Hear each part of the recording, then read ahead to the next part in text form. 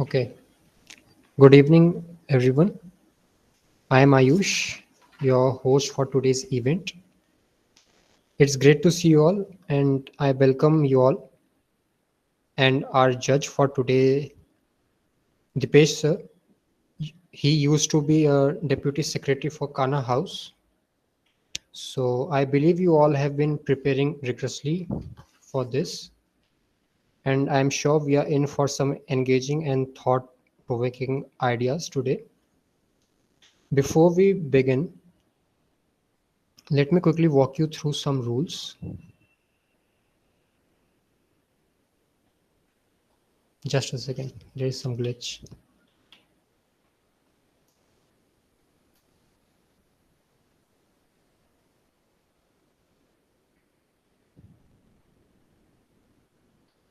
Okay, so each participant will get 5 minutes to present their ideas on the given topic, and you can start presenting your ideas once the timer start, and your time will end once the timer stops. So, as we are all set, let's get straight into it. First topic for today is dictatorship something better than democracy? Debate will take place between Dhairya Shah and Nishi Kasat. So Dhairya will be in favor of this topic. So Dhairya, you can start once the timer starts. Dhairya, Um, are you ready? yes. So your Maybe time. there's an issue with camera. Is that okay? Uh, yeah, that's fine. Okay. Okay, so your time starts. Are you ready now? Yes. Yeah, okay. So your time starts now. Hello. Good morning, everyone. Today I stand before you to argue a perspective that may be seem controversial, being in a biggest democratic country like India, but deserves a thoughtful consideration. That dictatorship can sometimes be better than democracy. While democracy is celebrated as the most justice and inclusive form of governance, it isn't flawless. History and current events have shown us that in certain scenarios, dictatorship can lead to faster progress, stability, and even prosperity. Let me explain how. Firstly, dictatorships helps us unlocks us with quick decision making, while democracies being inclusive are often bogged down by debates, oppositions, politics, and corruption. While on the other hand, dictatorships allows for swift decisions, which is crucial for time of crisis.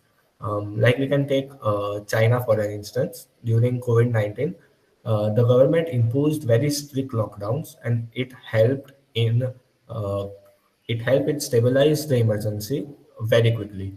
Another example we can give up Turkey in early 20th when the Turkey was freed, the dictatorship started and it grew rapidly. Second point I want to share is economic growth and development. Dictatorship can focus on long-term development without the distraction of elections or short-term demands. Okay, once there is a dictator, a good dictator in a country or a nation, then we can focus on the long-term goal without any restrictions of oppositions or what other things, and we can focus on individual best good for our people rather than many groups and subtle small thoughts and the small demands which are not as convincing as useful as others. It also stabilizes the chaos. Democracies often fail in situations of political instability. For example, we can take for the World War II in Germany. Under Adolf Hitler's, we saw what happened, right? Now, For the reducing corruption and inefficiencies, democracies have been failed throughout all the years in every single country.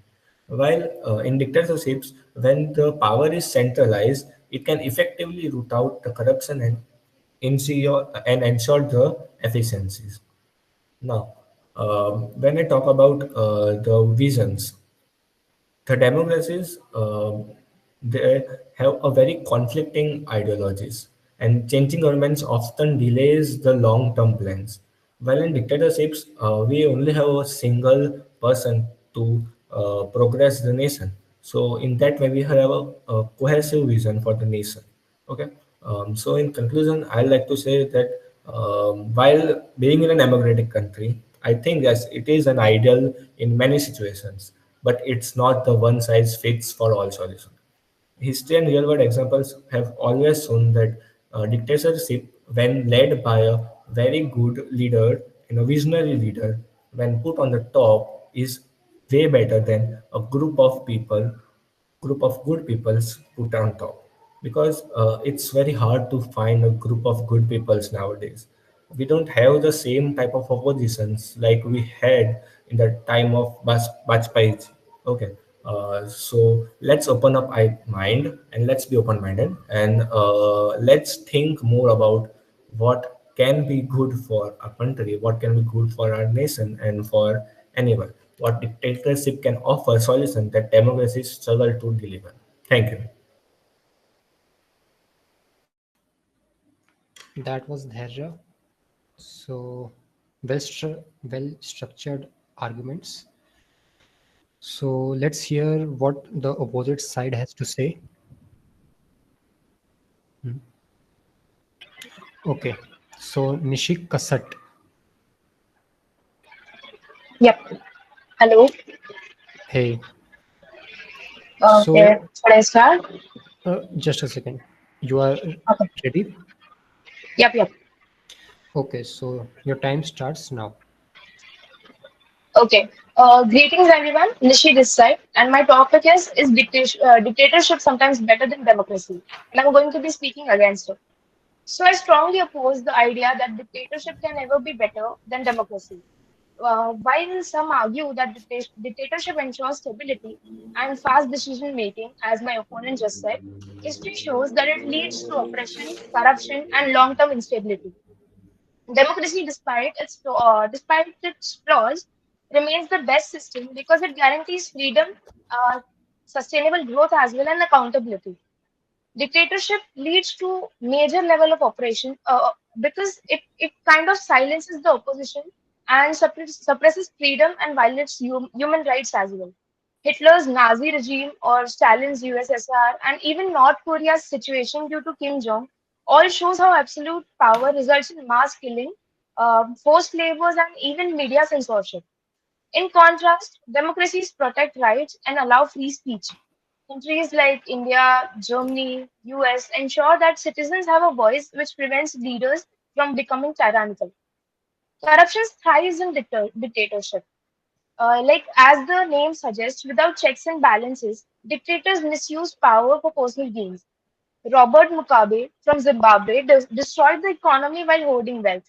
And even there are multiple examples for this, like Saddam Hussein, if you know, from Iraq, ruled with fear, enriching himself while people suffered. Democracies, however, ensure transparency. Okay, wait, I'll turn on my camera. Am I visible now? Anyone? Yes. Yes. Yes. You are Okay, visible. all right. So, as I was saying, that democracy protects rights and allows free speech as well. Like all these things do not happen in dictatorship, right? For example, the power misuse that has happened, the Zimbabwe example I gave, then in Iraq, Saddam Hussein ruled with fear, enriching himself with people while people suffered a lot. Democracy, however, ensures the transparency through elections, free press, and independent institutions, as seen in nations like Canada, Japan, and also in UK, where leaders are held accountable. Then also you can consider economic growth is very unstable in dictatorships. Like while some dictatorships initially grow fast, the collapse is very um, collapse happens very quickly, and it is due to the bad policies.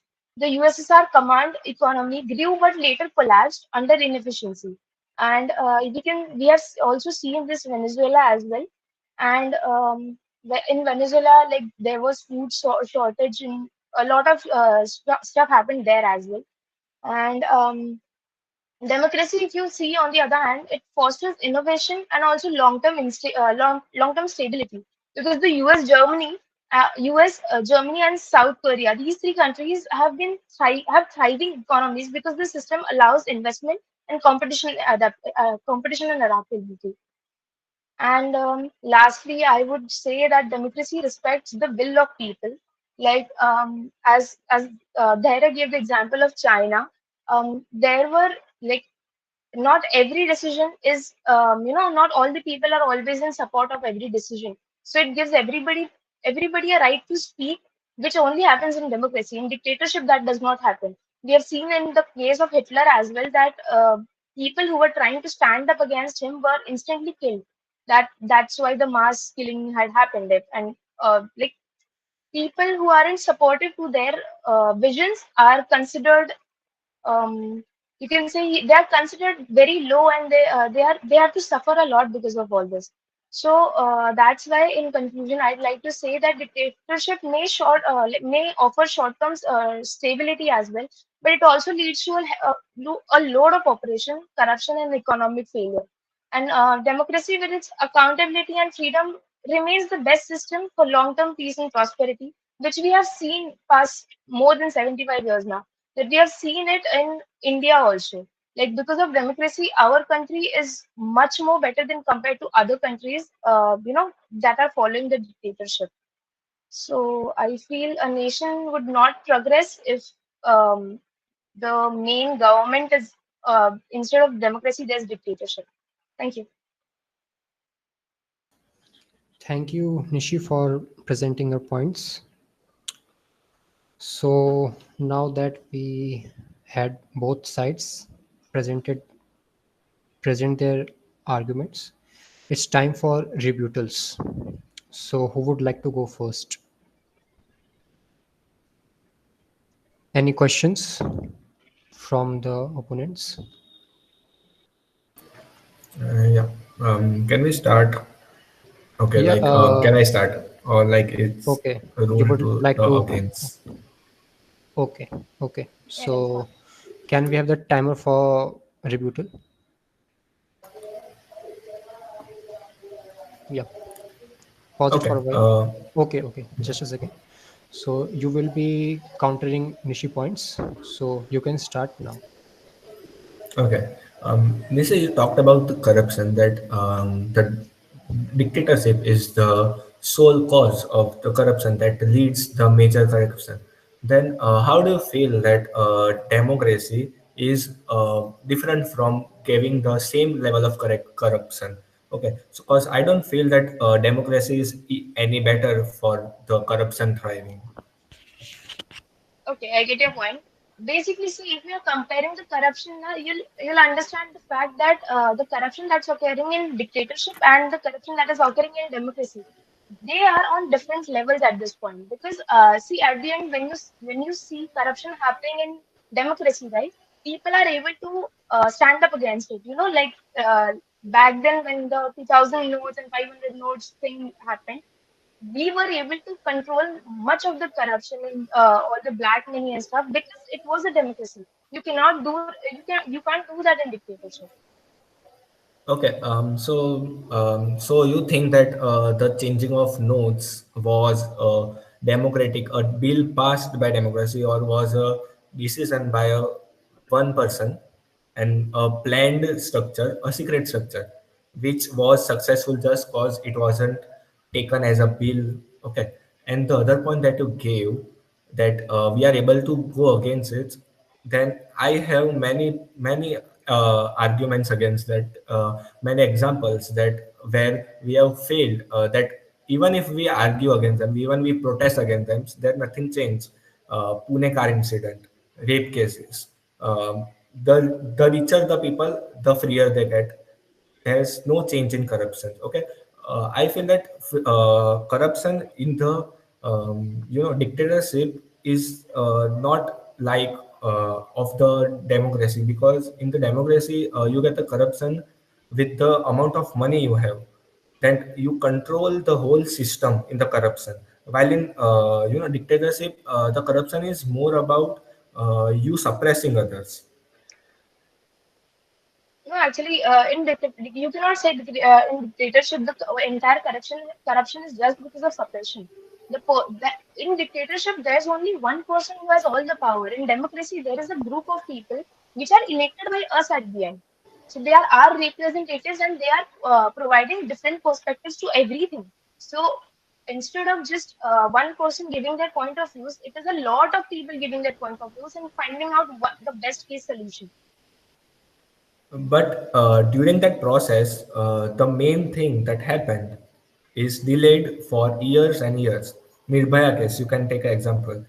The verdict is free right now. Okay, it took years for them to decide that what is correct and what is wrong. While in Dubai, they have very strict laws against that. Once proven, they are killed with gun in the front, in the middle of the street. Okay, so it is not about a it is not about a good democracy. It's about even in the dictatorship, when you say that there is suppression or there is corruption, when you put a very good leader, a very good firm visionary leader over top of the pyramid, the top of the pyramid of the hierarchy, you get a very good nation. And in fact, don't you think that in our recent times we also had the dictatorships? The kings and queens ruled, and we all thrived under that, because they also had the council of ministers who helped them, who advised them, and then the best decision was taken. That there wasn't that only one person is taking. He was getting many ideas, many different advices from others too, like democracy.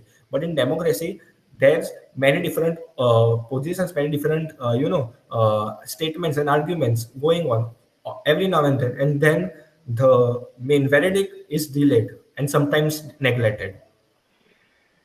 At least due to the delayed verdicts, proper, like, see that the verdicts have been delayed because they are trying to find the best case solution for each problem. Just find, like, if there's a situation going on between, I don't know if I should say this, but if the Hindu Muslim condition is going on, and if there was dictatorship in India, and the dictator suggested that kill all the Hindus or kill all the Muslims, whatever it was, in that case, would that be the best case solution for the problem? And another thing that you suggested, that the king situation that you said, that was part of monarchy. That's not dictatorship. They had a council, as you yourself said. Dictators do not have a council. Dictator is just one person doing everything. Having a council, it's same as democracy. Democracy has the council as well, right? You know about MLAs and MPs. As simple as that. I I really think that you have messed up some learnings, and you've been always thinking that the word of dictatorship is fully black. But let me tell you, it's not white, it's not black, it's gray. Okay, and the things you are talking about is about bad leadership, not a bad dictatorship. Okay, dictatorship is a model of implementing and progressing the nation. Okay, like democracy, it's like another model when one person is on top rather than the council of persons. Okay, get it? That's the thing. A good leader can always get you a better progress. As simple But as at that. the end, if the power is in one person's hand, at the end, then it won't take long for that person to start using it in the wrong way. You See, can't now expect them to use it in the right way. it again gets on the person, That not was your time, the guys. model. Okay, thank you. Thank you. Okay, so rebuttals were well argued. So let's see what our judge has to say about this round. Okay, so it was amazing debate. I will firstly go with Dhari about his debate. Rebuttal part will be the second part. So about Dhari's debate, there was a logical flow, supporting evidence was provided and mentioned there, and he was relevant to topic. That was the good points.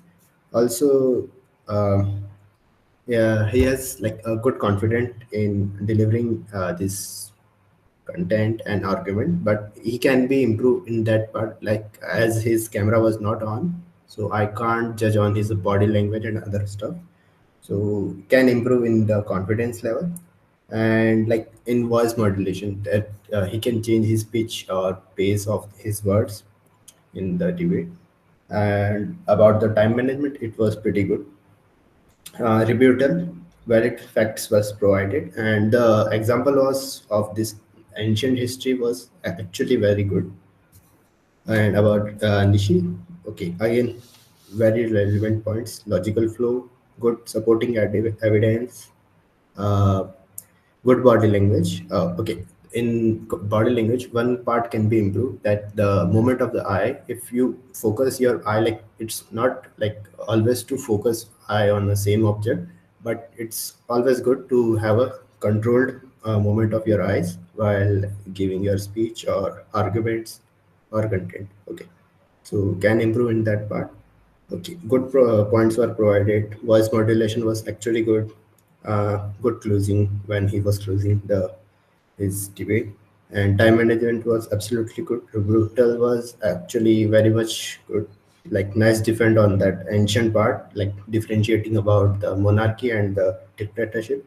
Like in the rebuttal, both the parties have a good debate and provided basic like good facts and valid points. So yeah, actually it was pretty good. Thank you. Thank you so much. Yeah, you can. Thank you, sir.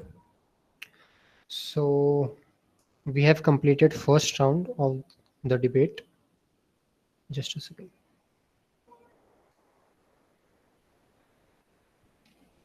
So as we have completed the first round of the debate, it's time to move to next round, for which topic is being rich a sign of intelligence or just a privilege? So for this round,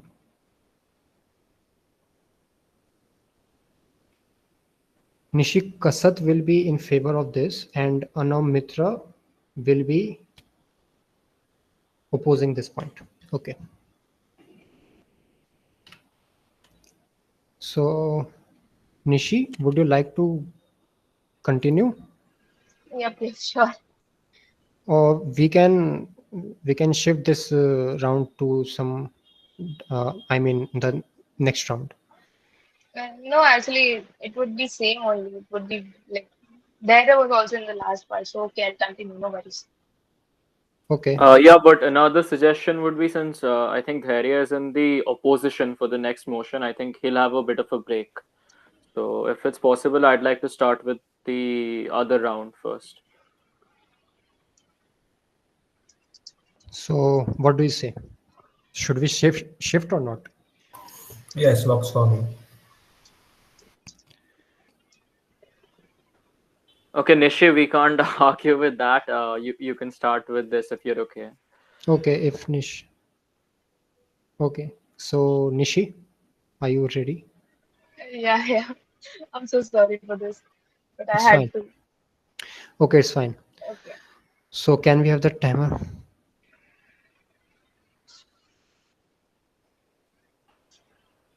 Am I visible, everyone? Yes. And Okay. guys, if you turn on your camera, it would be appreciable. Okay, so yeah. So can we have the timer, please? Yeah. All right. So your Ready? times.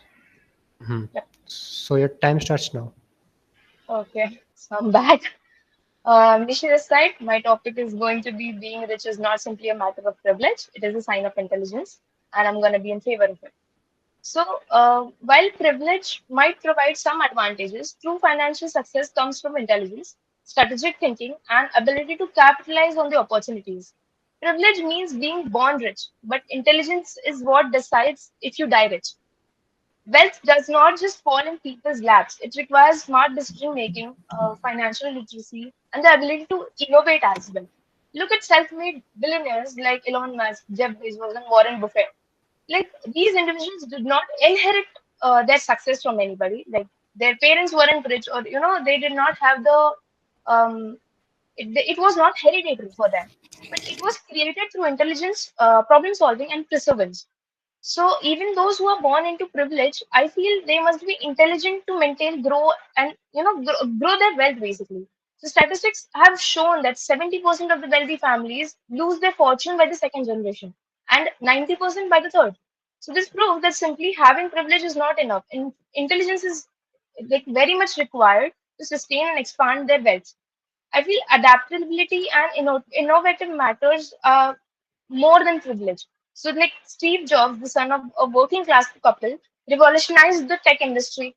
Oprah Winfrey overcame significant hardships to become one of the richest women in the world. So, these examples highlight that intelligence, whether in business, investments, or creativity, is a true factor behind wealth. Moreover, intelligence is not just about academic knowledge, actually. Like, it's not just getting all A grades in the exams and, having 10 CGPA or something. It's about making smart financial choices, recognizing the market trends, as in where to invest and where to, sell the shares or whatever, and taking calculated risks. Like many wealthy individuals, they have started with little, but use their intelligence to navigate and get through all the challenges and build fortunes. So, for example, the cost of Dhirubhai Ambani's share was rupees 28 in 2002. Today, it is approximate rupees 1200 INR actually. So, if you want to compare privilege and intelligence, consider the same example. So basically, everybody knows Dhirubhai Ambani, right? When he started, like around the time he actually gave up the Reliance's entire business to his sons. By that time, Dhirubhai Ambani's net worth was 13 billion.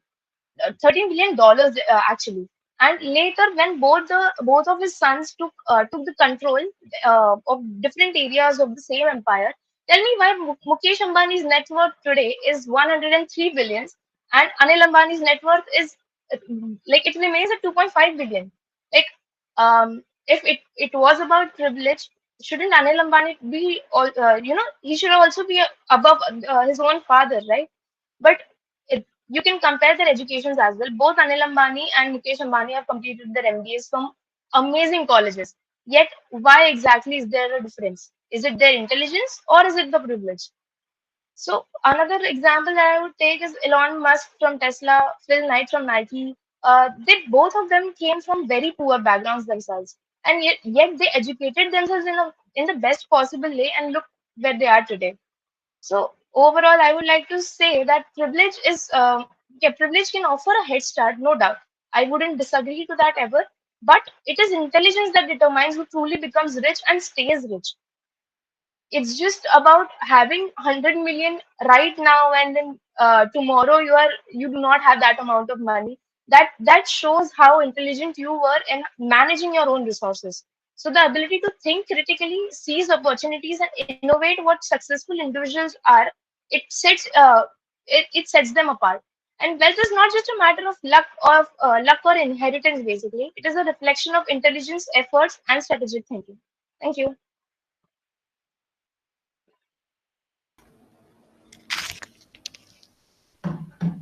Thank you, Nishi, for your points. So, yep. So let's see what Anamitra has to say about this. Yeah, So give me 1 second, please. I'll just yeah, set up a timer of my own. okay. Uh, yeah. So I get an alarm, that is. Yeah. Okay, I can begin right now. Okay, so the idea that being rich is purely a Please result of turn on the intelligence. timer. Sorry, Okay, sorry, sorry. Anamitra. I'm really sorry. I'm really sorry. Okay, you can start now. Okay. So the idea that being rich is purely a result of intelligence ignores the role of privilege and generational wealth. While intelligence and hard work do go hand in hand and contribute to success, they do not exist in a vacuum. Many people, they work incredibly hard and are highly intelligent, but they never reach significant wealth due to systematic barriers, lack of inherited resources, and few opportunities. Those born into wealth have an immense advantage, allowing them to take financial risks. Like, for example, a middle class school teacher wouldn't be able to invest a large amount in the market, which would enable him to give a higher return. The richer, they can access elite education, and they can leverage powerful social connections that others simply do not have. Let's be fair. Like a minister wouldn't give his time to a, let's say, once again, a middle class school teacher. Generational wealth plays a massive role in economic mobility. Studies show that the vast majority of wealthy individuals either inherit money or benefit from family resources. A person born into rich families far more likely to stay rich, while someone born into poverty has a much harder time breaking out of it. They have to face challenges which the rich simply do not have to face, like getting a few square meals a day. That's a challenge the rich wouldn't have to devote their time into Anamitra, thinking about. sorry to interrupt. You are not visible. Oh, is the video off? I'm really sorry. Okay. Yeah, it's fine now. Am I visible now? Yeah, Okay. Yeah. please continue. Wait. Please Well, continue. okay. I'm sorry. I'm sorry. Those are some of the challenges that the rich simply wouldn't have to think about. A simple example would be the owner of the Walmart empire, the Walton family. They inherited their wealth, yet their financial standing continues to grow simply due to the ownership of a massive corporation. Another example would be the Mars family, the owners of the famous candy empire, who have inherited their wealth across generations. Their descendants are not necessarily more intelligent or hardworking than the average person, but they remain wealthy due to inherited assets and business stakes. In fact, the onus is even lesser on them to pursue their intelligence even more, because they've already have everything and they do not have a lot to work for. So the full potential of the intelligence isn't even reached. Even outside of billionaire families, the pattern holds.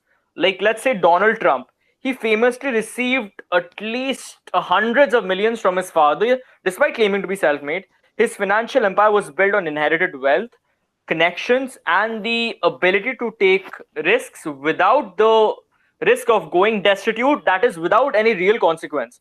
On the other hand, countless small business owners and entrepreneurs struggle with taking small risks due to the lack of generational wealth, and there are higher stakes involved. Like, they might have to pull their children out of education if a simple deal does not go through, pushing them further down the social ladder.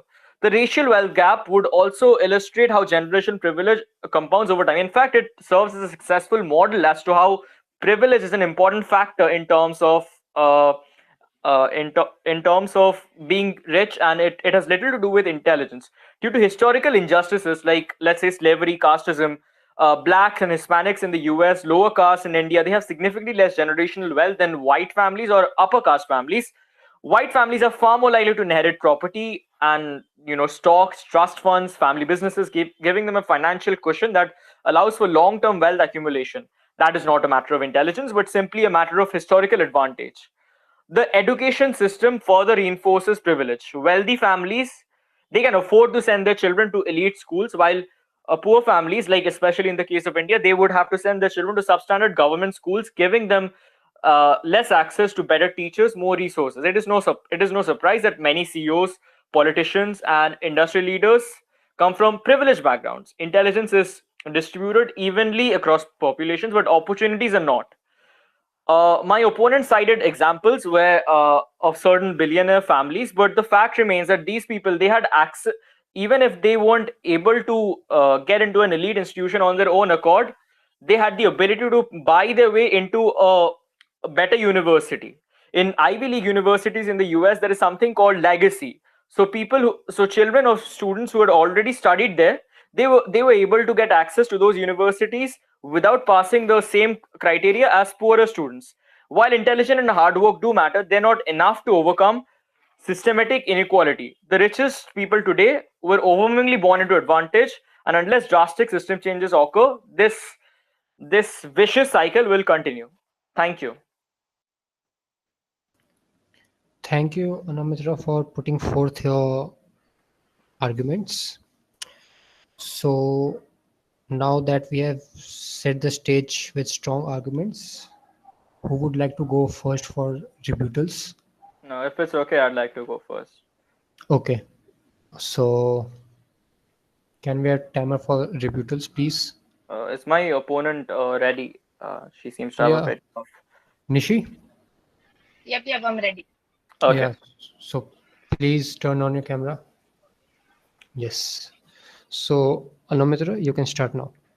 Okay, ma'am. So you cited examples of Elon Musk. So how can we ignore the fact that Elon Musk is not the son of middle class parents, but is actually the son of an owner of an emerald mine, and he comes from a white family in South Africa, a racial group which has benefited from decades of racial discrimination and segregation. Doesn't that set him on the same standard as people who do come from very privileged backgrounds?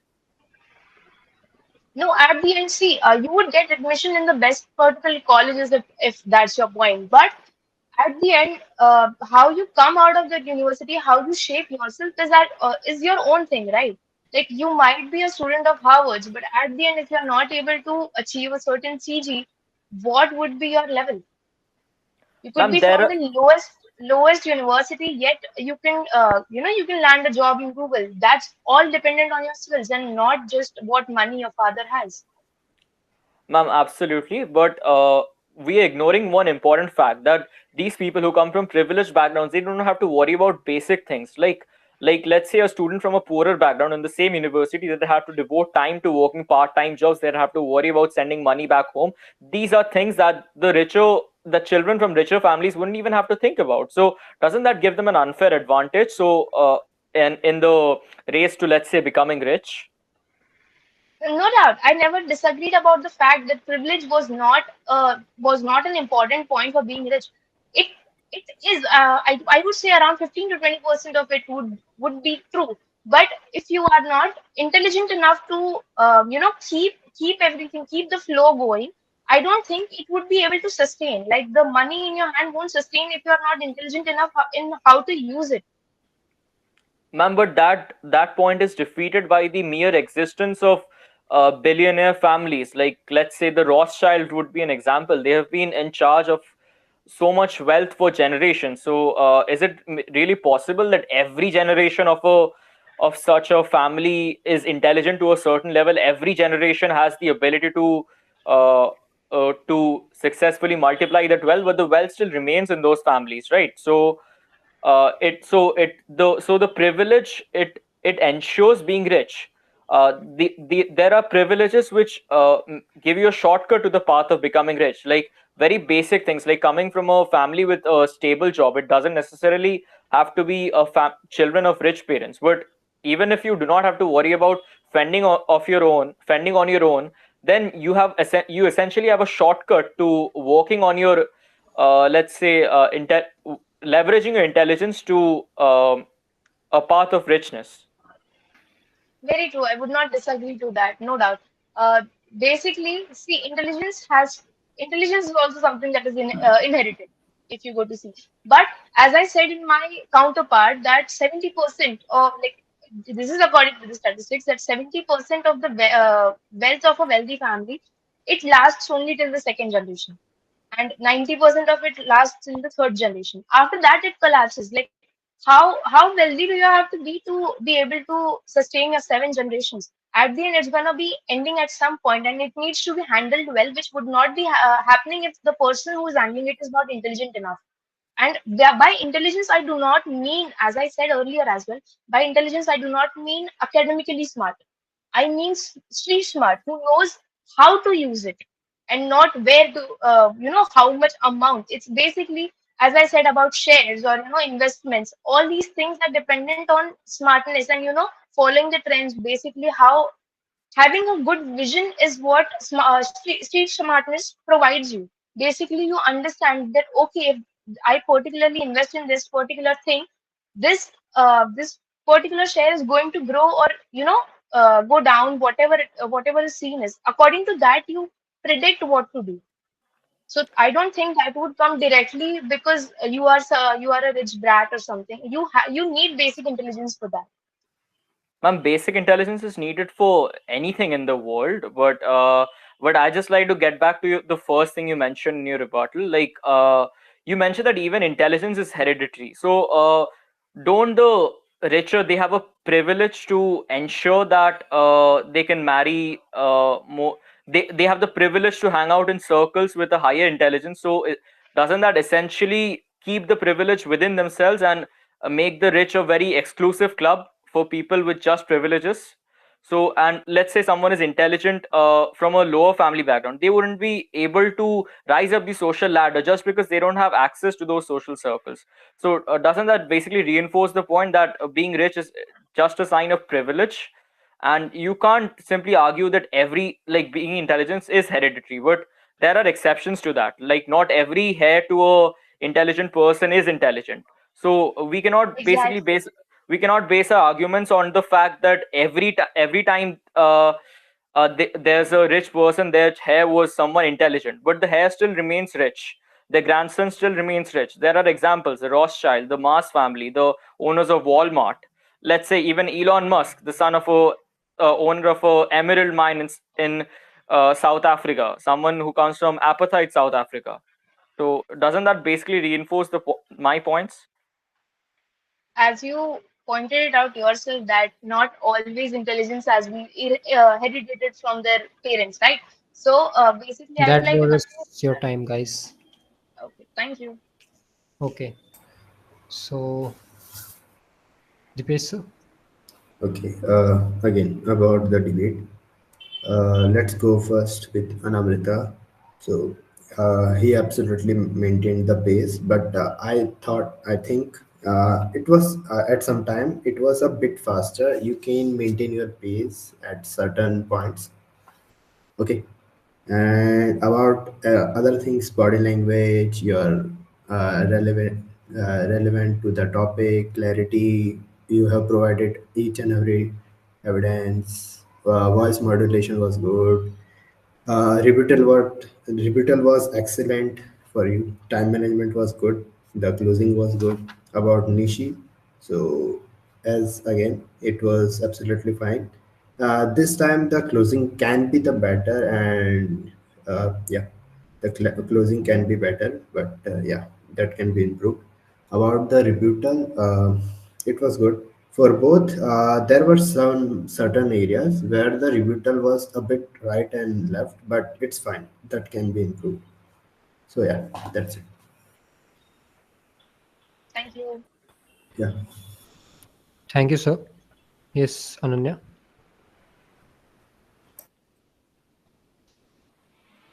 Okay. So as okay, okay. So as Dipesh has said, well fought round. So now we can shift our gears and hear our next participant. And for them, the topic is metaverse dangerous? Escape from reality. So for this, Anamitra will be in favor of this point and Dheeraj Shah will be countering this. Okay.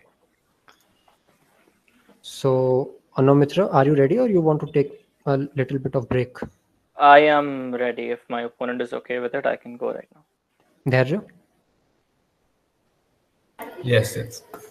it's appreciated to keep your cameras on. So can we start, Anamitra? Yes, please give me a go ahead. I'll start. Okay. So you can start now. Good evening, everyone. It's me again. So, first of all, it's important to reiterate that we live in a world where human connection, personal growth, and accountability define our existence. Yet, there is a somewhat of a growing push towards the metaverse, which is essentially nothing but a digital illusion that promises connection but delivers isolation, promises engagement but removes the very sense of responsibility. So let us first understand a very crucial question: what makes the real world different from the metaverse? In the real world, every action has weight. If you make a mistake, you face it. If you insult someone, you see the reaction and deal with the consequence. If you succeed, you feel the real sense of accomplishment. But in the metaverse, nothing is real. You can say nothing, you can do anything, and you can escape the repercussions with the click of a button. You can just log off whenever. You can just like switch off your video. A world without real stakes breeds irresponsibility. It turns morality into an option rather than a necessity. Now let's consider the very basis of human interaction in the real world. Let's say a handshake is not just a greeting. It's a signal of trust, a firm grip, eye contact, posture. All of these small but visible and vital details shape our ability to communicate. Leaders are not made behind screens. Confidence is not built through avatars, and emotional intelligence is not developed through emojis. When people replace real interactions with virtual substitutes, they weaken their ability to function properly. Like, for example, a very simple thing, like, let's say, even in this debate, a student performing this in a class would be able to must be able to manage nervousness, maintain eye contact, let's say, and had the ability to gauge reactions to adjust their speech. But here, the debater has no ability to see the judges, see the audience, and even the debater has the option to switch their video off to manage nervousness. uh, but what happens when all of this disappears? In the metaverse, there are no real stakes. You can create a digital avatar that looks nothing like you, speak differently than you, behave in ways that you never would in reality. You can mute someone instead of dealing with conflict. You can hide behind an anonymous username instead of building real relationships. You can avoid awkward moments, difficult conversations, and personal growth altogether. Without real world social interactions, people lose the ability to, let's say, present themselves effectively, and the skills that define leadership, confidence, and EQ, they start to fade. And the most pressing model there is to justify this is the COVID-19 pandemic. For 2 years, the world was forced into a digital prison. Offices became remote, schools became virtual, and social interactions were reduced to images on a screen. It was the closest we have ever come to living in a metaverse. And what happened? According to studies, a one-fourth of students had reported an increase in global anxiety and depression. And all this was linked to social isolation during lockdowns. Why? Because, human beings are not designed to interact through screens. What makes conversations meaningful? A friend's reassuring touch when you're anxious, the nervous excitement of speaking in a debate in front of an audience, the warmth in someone's voice. But in the metaverse, people hide behind avatars. They type responses instead of speaking, use emojis instead of showing real emotion, and interact without ever feeling the weight of whatever they're saying. This emotional detachment is dangerous. The damage isn't just psychological, of course. When the pandemic exposed how crucial face-to-face interaction is for developing skills, uh, like younger children, they now struggle to read facial expressions. Young professionals lack confidence in workplace interactions. Even adults face an increased in sense of awkwardness in public settings. The metaverse replicates this reality by removing real world socialization. It weakens our ability to function in society. And to top that, there's the physical impact. Screen time skyrocketed. People reported higher eye powers, obesity, diabetes, increased vision problems, a rise in chronic back pain, what and whatnot. If we normalize virtual living through the metaverse, these will no longer be temporary. These medical problems will be the dangerous reality of everyone's life. But the most dangerous aspect of the metaverse shall be that it removes consequences. In the real world, if you insult someone, you face the backlash. If you fail, you learn from it. If you make a mistake, you deal with the consequences. But in the metaverse, none of this applies. You can log off, you can restart, you can change your identity at will. These breeds irresponsibility, encourages reckless behavior, weakens moral accountability. An example would be, let's say, cyberbullying. People say things online that they would never dare say in person because there's no immediate reaction. The COVID-19 pandemic proved that digital life does not replace reality, it destroys it. If the world suffered after just 2 years of forced virtual existence, what happens when we make it permanent? Thank you. That okay. So very well articulated, Anumitra. So let's explore another aspect of it. So Dharya, Yes. so are you ready? Yes. Okay, you can start now. Okay, good evening, everyone. I'm Ben. Okay, so now humans are becoming new gods. We are starting to create new worlds. Imagine a world there's no boundaries of distance, no boundaries of time, no boundaries of even physical ability or barriers. Everything is, and you have a perfect opportunity for creativity, connectivity, and collaboration. Yes, I'm talking about metaverse. Today, the world is against it. Today, the world is thinking that the metaverse is just about a dangerous escape from reality. But today, I propose that metaverse is not an escape, but an opportunity, a transformative tool that enhances rather than replaces our experience of reality. Now, let me first address the far most assumption underlying this claim that is metaverse inherently promotes escapism. You know, the first thing that I want to ask everyone that why weren't the same questions asked when we read books or when we go on social media or internet? They are also innovations, right? when where were the questions when those innovation came? They expand our horizons. So will the metaverse. Okay, metaverse is no different. Now metaverse has become a bridge to an inclusion. Now, rather than what my opponent said about metaverse, which he sorry, which underclaim it to be social media, and the examples he gave. Let me give you some of the best uses of the metaverse. We can use metaverse and create avatars that look exactly like us. We can edit them and we can make them look exactly like we want. Okay, now rather than only this, we can use them to study things, to make creative ideas, to implement things that that can be hardly, that can be destructive to be implemented on the real world. We can text medicines, we can do the surgeries, we can practice the surgeries on the metaverse. We can In the metaverse, it's a 3D thing. Okay, so we can work on how to manage the disasters. We can work on how to um, get it of the reality. Okay, so the metaverse is not a dangerous escape. Now, giving some examples, like universities like Stanford or MIT, they are using VR classes to enhance education. 2022 or something published research that it was more efficient. It helped the students, the children, to think and imagine very better way than the normal education system that we do now. It also helps in healthcare advancement. Okay, the surgeons, they practice surgery. We can make nanorobots and we can test them on the metaverse. Okay, we can also increase the workplace productivity. For example, the COVID-19, the same example.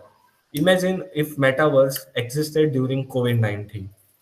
While we feel that we were in the digital prism, uh, don't you think that metaverse would have allowed us to roam freely in very nature-like environment, and we wouldn't have got the so-called anxieties and whatever mental health issues that we faced.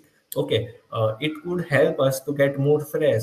It helps us, it enhances us. Okay, so in the conclusion, what I would like to say that metaverse is not an threat to our community or to the reality. It's not ruining our reality. It's meant to be enhancing it. The AR and VR means augmented and virtual reality. It is meant to be augmenting the reality, not destroy the reality.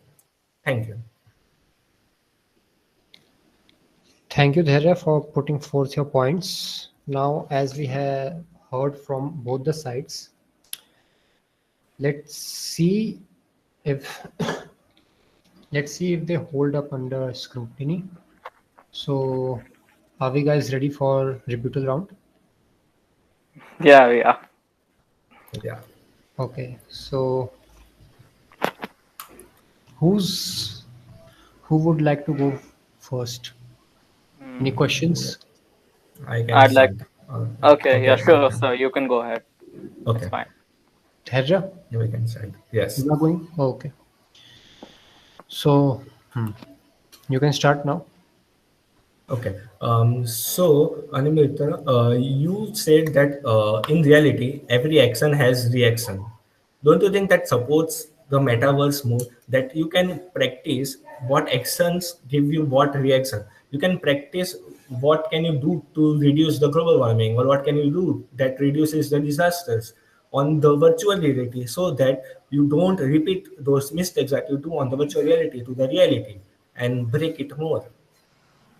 So first of all, the answer to that is twofold. First of all, if you need to use the metaverse to determine what actions you need to be, you can perform in real life. so basically you need therapy if you need to practice what you have to do in real world before you do it in the metaverse. And the second answer to that is, uh, in the metaverse you can just log off the entire time. You can just put down your laptop screen, you can just delete your avatar, make a new one. uh, that's basically what we call identity theft in real life. Criminals often escape accountability by switching identities. That's something you can do in the metaverse quite legally. So the metaverse is basically a metaphor for escaping from responsibility. So I'd like to counter something that you said. So in the very beginning of your arguments, you mentioned that, quote unquote, that the metaverse has no boundaries of distance, no boundaries of time. So that's basically a phone call. You can perfectly have phone calls, you can perfectly have video calls. That still has a sense of human connection to it. What exactly is the merit of robot like avatars which supposedly look totally like you? But so I believe we are talking about the metaverse, not about deepfakes. So what is your take on all that? Okay, so I'll start with the I'll start to the counter that you said for the medicines. Okay, so what you think that therapy? Okay, so do you know that metaverse can be used to cure anxiety, PTSD, and many other mental health issues? Okay, we have different apps for that. Okay, now about the digital theft that you said, we have an option to ban those peoples. Okay, we ban them from the IP address, so they can't make the same account or new account from the same computer or same device. Okay, now the what you said about that, you can just change your outfit and avatar and get one. People do the same thing in reality also. They change their facial hairstyle and they go to a different country, get new visas. Okay, so that's not a point that's supporting me. Now about what you said about the distance and time thing, I also said just behind that physical ability. Okay, it also helps. Imagine I'm in handicap also. If we give an example of Avatar movie, okay, the soldier was handicapped, he was able to move, he was able to, of course it's not metaverse but it was a higher technology, but that same thing helps you to physically do the things that you weren't able to do in this reality. Now what merits you have over a phone call is the same merit that you have on the video call. Okay, that's a better visual interactive to have a video call rather than a phone call. Same way you have a better interaction in a full to full person like interaction in a metaverse over a video call. As simple as that. Yeah, Okay. so at the end, I feel like there was a mischaracterization of what I had said. Like, I did mention that a video call has a human to human connection over a metaverse. So what I just like to get back to you about the need for avatars and how it helps anxiety. So no one is getting employed by doing stuff at the metaverse. No one is getting paid. No one is getting food from the metaverse. Those are that the very bottom tier of Maslow's hierarchy of needs. So these are very basic human needs. And I'm sorry, I did not Okay, okay, interrupt no, you. Okay, continue, sorry. yeah. And at the same time, so people need to learn what it means to function in the real world. So and studies after studies by psychologists have shown that increased screen time have increased PTSD, have increased anxiety. That's an undeniable fact. And I just like to point out logical inaccuracy in something that you said. Like, the metaverse came out, I believe, in October 2021. The pandemic was still in full swing at that moment. So, but there have been absolutely zero reports of anxiety, PTSD of from the COVID-19 pandemic going down due to the sudden uh, uh, birthing of, let's say, such a feature. At the same time, sir, you mentioned that IP addresses are banned. So how difficult is it to get a new IP address? It is one of the easiest things possible. Any household, it has like 4 5 devices. What stopping someone, a serial wrongdoer, from just changing their IP address? Have if they can use their brain into committing, let's say, crimes on such a delicate platform, they can certainly get new IP addresses. So that just further reinforces my point that the metaverse is a tool to escape accountability, responsibility, and create a smoke screen away from the real world. Okay, so time's less. I like to counter very fastly. So, Sure. firstly, When you ban the IP address, you need to get a new IP address. It's not cost efficient. Similarly, that's for a criminal mind, it's same in the reality. Okay, now what you are talking about, that why metaverse hasn't helped yet, it is in a developing state right now. YouTube was also once considered something that's just for entertainment, but people are This was a earning time from that them right now. Okay, sorry. okay, so Okay. this was an engaging round with interesting counters. Now let's hear it from our judge, Dipesh sir. Yeah, yeah, yeah. It was like amazing. Let's go with Dhari first. So, other things, as I have earlier mentioned, everything is good. Can be like you can use more good facts that make your which makes weight in matter. So, like a good example can make this put a more weight in your matter. Okay, so use more good examples about Anamitra. Again, like nice voice modulation. I like the voice modulation. This time you have maintained the pace as I mentioned earlier, and you have used nice example about the rebuttals. Both side was absolutely good. Minor sections can be improved, but it's okay now. For this, it's all good. Yeah, that's it. Thank you, Dipesh sir. So this wraps our event with interesting counters, thought-provoking ideas. Now it's time for the results. Let's see who takes the win. So, Dipesh sir, how much time will it take for the judgment? I am providing the results to your team. Just Yeah, mention. sure. Yeah, sure.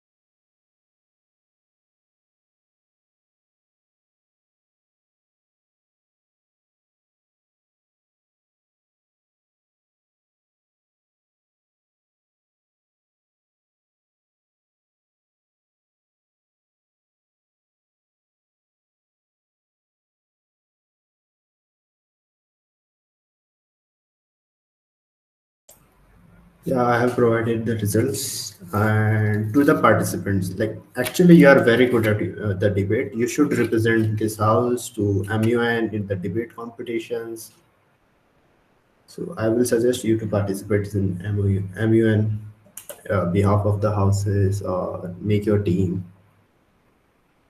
About the debates, it was like actually I liked very much about this debate. I thought it was boring. It will be boring, not was. I've it will be boring, but it is such a, interesting that I have to go in depth and have to find where can I can cut the points, where I can deduct the points. I have to go through the minor things, which is not mentioned anywhere. So yeah, it was absolutely amazing. You guys are amazing in the debate.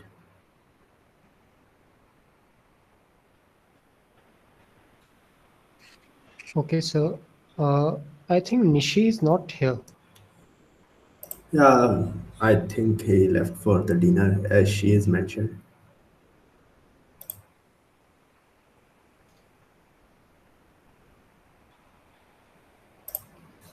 Okay. Congrats to everyone. It's time to celebrate. I'd just like to say thank you for the honor, guys, for giving us the platform to participate. It was really an engaging experience. It's our pleasure. Yeah. So I think Nishi is not here anyway. So thank you guys. Thank you for participating. This was an engaging event. So I think we can stop sharing now. Will this photo be sent to the group? Yep. Okay. And Ayush, you can announce their points as well. Yeah, sure. So winner Anomitra has scored 88.5. Dhairya has scored 77.75. Yes, out of 100. And Nishi 87 out of 100. So again, congratulations guys. This wraps our event. Thank you. Thank you for joining.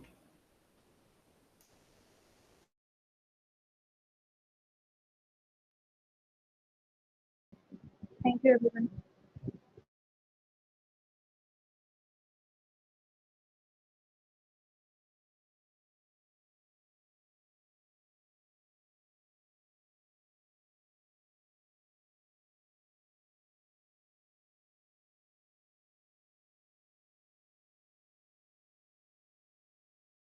We can't stop the streaming.